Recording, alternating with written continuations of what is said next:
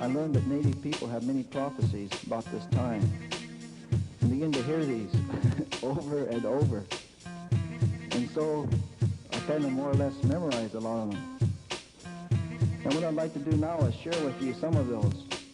You know, every day now on the TV, I hear what the elders talked about back then. Even just last night, there's a sign that's to come before the third shaking of the earth, which I'm going to get to. I'll explain what all these mean. Last night on the news, they were talking about it. We'll come up to that. They say at the beginning of each cycle of time, the Great Spirit comes down through a messenger. He makes a strong appearance upon the earth. And we are coming to an end of a cycle now. It's not the first cycle. There was a cycle of spirit. There was a cycle of the mineral, the rock. There was a cycle of the plant.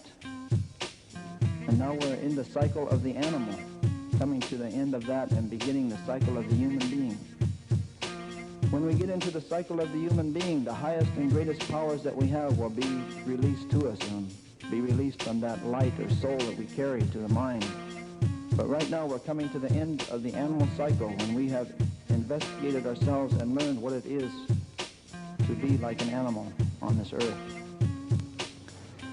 And at the beginning of this cycle of time, long ago, the Great Spirit came down and he made an appearance. He gathered the peoples of the earth together, they say on an island that is now beneath the water. And he said to the human beings, he said, I'm going to send you to 4 directions, and over time I'm going to change you to 4 colors.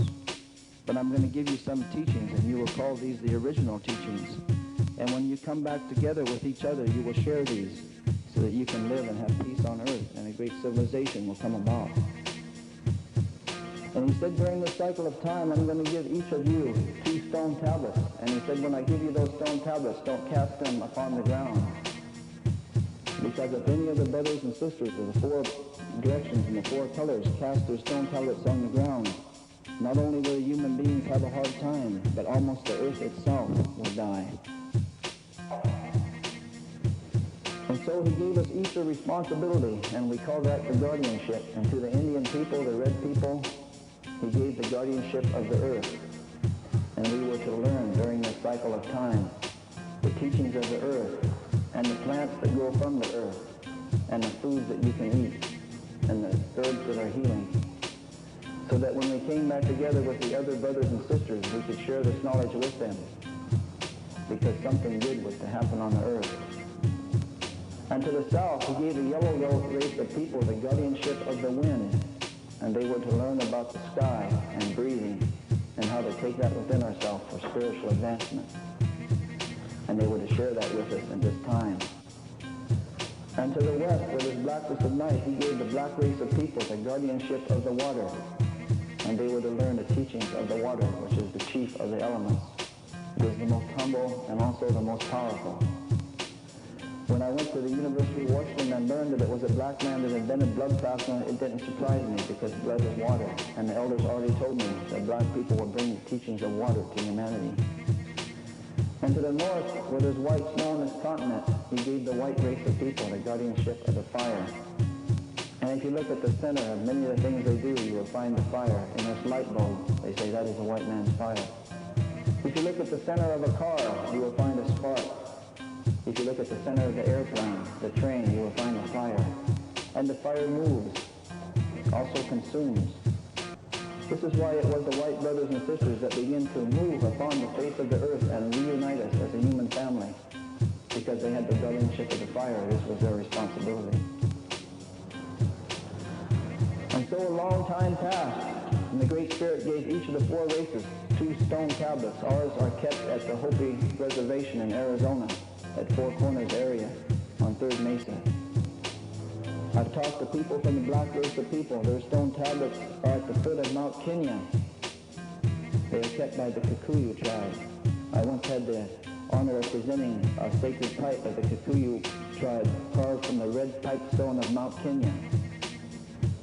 One time I was at an Indian spiritual gathering about 15 years ago, and a medicine man from South Dakota put a beaded medicine wheel in the middle of the gathering, and it had the 4 colors in the 4 directions. And he asked the people, where is this from? And they said, oh, probably Montana, South Dakota, maybe Saskatchewan. He said, this is from Kenya. It was beaded just like ours, same colors.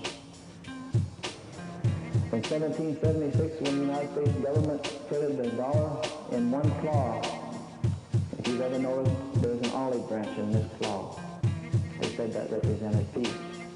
The Indian elders shared with me in South Dakota, where Kevin's from, to them that represents the enslavement of black people. In the prophecies of the Six Nations people, they say there will be two great uprisings by black people to free themselves. We've seen one about 1964. There will be a second, more violent one to come. I'll get back to what that means in a minute. And the other claw is 13 arrows. The founding fathers of the United States said that represents the 13 states. But they say, the elders, that represents the enslavement of Native people. When the eagle landed on the moon, they decided to print a special silver dollar to commemorate that. I don't know how many of you noticed it. The original design showed the spaceship landing on the moon, but at the last minute it was changed to an actual eagle. And in the eagle